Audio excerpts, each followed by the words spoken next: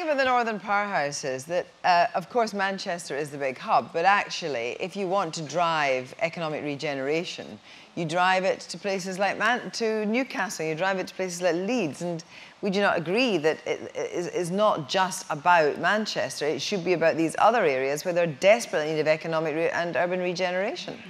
It's absolutely about all areas to make it a success, because on our own we haven't got the scale and the capacity to compete, so to speak, with what is our economic centre. And what about the line between Manchester and Newcastle? Because there's not a very good line between Manchester and Newcastle, is there? There isn't. I mean, Newcastle is part of the Transport for North and Rail North group, and we are working with them to understand how, you know, at the extremity of that HS3 proposal, the Trans North scheme, how we accommodate them as well, because they are certainly part of that economic group. Do you have any qualms about the fact that, you know, London is a mega city and growing, and all that's happening is a kind of overheating in the southeast, and actually, for the good of the rest of England at least, it'd be good to spread some of that joy? Well, I don't see that we're in competition with Manchester. No, not Manchester. I mean, other well, areas. I don't think we're in competition with the rest of the north. I think so. Like what we've done in London can be repeated in the north, and then that's exactly what the Rail North and the Northern Hub approach is to make those cities much more connected, and if they're much more connected and they increase the labour force, they'll attract more investment into those cities. But what you can't do is just be turning stuff away. So if somebody actually wants to come and invest in London, and then they say, you know, can I have some space in that particular location? We say, you can't because there's not enough transport capacity, go away. At that stage, they're not necessarily going to the north if the cities aren't connected. They'll be saying, okay, I'll go to Frankfurt then. So it's not saying we're in competition, it's saying we need to respond to that job, we need to respond to that investment, and at the same time, if we can justify the investment by getting the money back because we've grown the economy or we've increased, it's like what's going into the exchequer, then that's a good investment. And it's what else can you do elsewhere in the same way? And Transport for London, am I right in saying, is going to be building houses because you've got quite a lot of land holdings? No, we're not building the houses. No, you're releasing the land. It's not even our land. It's land that's up there. It's large areas of brownfield land that needs to be redeveloped. But these are areas in which you can put lots and lots of homes. I mean, you'll intensify home development in existing areas, but that's harder than, say, taking all this brownfield land and being able to, because you've made the journey times of those areas connecting to other jobs so much better than it is at present. You've increased the frequency of trains in those areas so much better than it is at present. You can build many more homes at a greater density in specific locations, and that's why we're able to say we can generate all these homes, some 200,000 badly needed homes. Colin Elliott from High Speed UK. Amanda set out the Northern Hub vision, the Northern Powerhouse vision for improved journey times across the north. I would invite her, Amanda, to look very closely at the High Speed UK proposals, because we actually have mapped out alignments from Liverpool all the way through to Newcastle and across to Leeds and Sheffield that actually meet every single one of your journey time specifications. So the challenge is to Transport for Manchester is to engage with an alternative railway proposal. Thank you very much. Thank you. I mean, we're in the early stages of developing we've got the conditional outputs. We're building a case for demand, and the next step is to look at the alignment. So, appreciate the offer. My name's Bill Free from Carillion.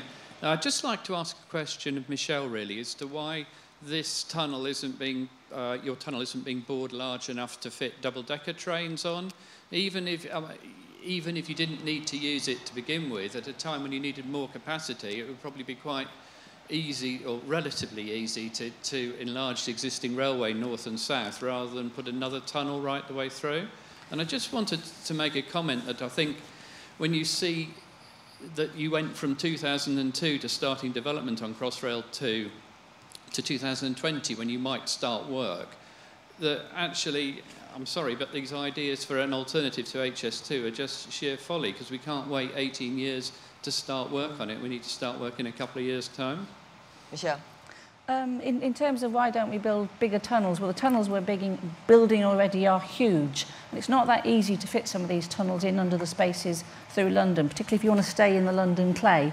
it's not So that it's easy. not possible to do it for No, double-deckers? well, you can do it, but the costs are going to be much, much bigger, and also the space through which you can squeeze is going to be less if you're going to build tunnels that big. And if there's no ambition to have double-decker trains over the rest of the network, well, why invest in that at that point? We're not doing it for Crossrail 1, why would we do it for Crossrail 2? It's also imperative, if I may say, Michelle, that if you're building it to metro-type capacity levels, which you need to do, so we're already having the debate about what sort of signalling you put on this new line. Do you actually bite the bullet and put a kind of transmission-based train control signalling system, similar to a metro one that we've got on the Jubilee Northern Line, for example, on this line of route? Having double-decker trains is no good because you need dwell times of, a minute. I mean, you can't get people off double-decker trains in the centre of London for those short hop journeys. So I think that's the whole debate that we've got to have as well in that context. John Till from South Eastern Railway.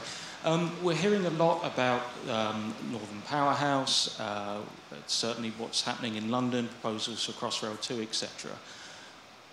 We're here to discuss, obviously, tomorrow's railway.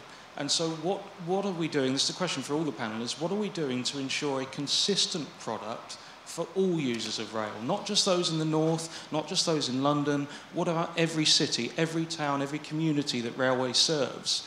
Is there too much focus on small pockets? Why don't we look at improving the product consistently? So no matter who a customer is travelling with, where they're travelling to, it's a consistent standard, consistent service across the board. Might be unfair to ask you in charge of London Underground, but you probably have an opinion. Well, I always have an opinion. I mean, I think you're right. I mean, strategically, you're absolutely right. My only argument would be that you've got to start in small chunks. So I think if you're starting in the north, the way Transport North is, Transport for Greater Manchester is there.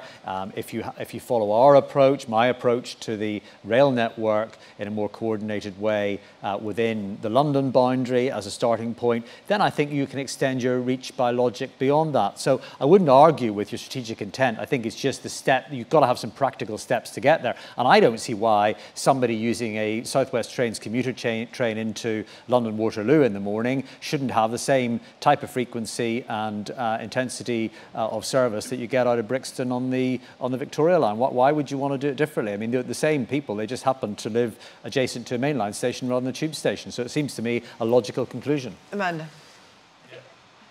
Might be stating the obvious, but I think if we're able to get a collective vision about the type of customer service in the highest level terms, that will feel differently in delivery depending on the area that you're doing that.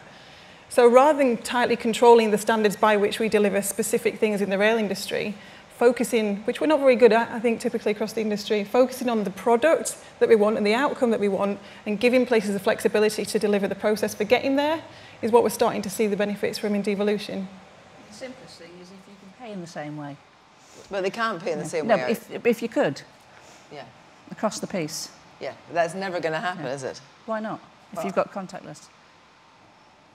Yeah, it could happen. I mean, it absolutely could happen, and there's no reason. I think, frankly, I have an opinion. I think the ITSO proposal that was almost seen as a rival to Oyster in London is dead. I mean, I wish somebody would just kill it off. In my view, we should just, Oyster. And this is not me being territorial about Oyster. It just happens. The take-up is huge. The product works very well. Why wouldn't this just be adopted across the UK? Or Apple phone. Apple phone, but Apple phone's going to be the one, isn't it? Whatever it is, but it's got to be consistent. Chris Fry from Temple. Interesting that this industry hasn't necessarily grasped the opportunity that others have in its relationship with the energy and decentralised energy, electricity production and so on. I'm just wondering, particularly in places like London and Manchester, whether we have an opportunity to do that now. There are some notable exceptions like Blackfriars Solar Bridge, but I wonder now we can sort of think a little bit more long term and look at that as part of the asset creation value and resilience as well to the network. It's certainly something that we're looking as part of the overall sustainability plan for Crossrail 2, where you can do those things. Yeah, no, I absolutely agree. I think we're behind the curve. I think where we're going in the energy market generally is just going to drive us there. But we need to be ahead of it. It's a very well made point. Yeah, I think we're in exactly the same place. We've got a lot of work to do, but there are some clear targets in 2020 that we need to be ready for.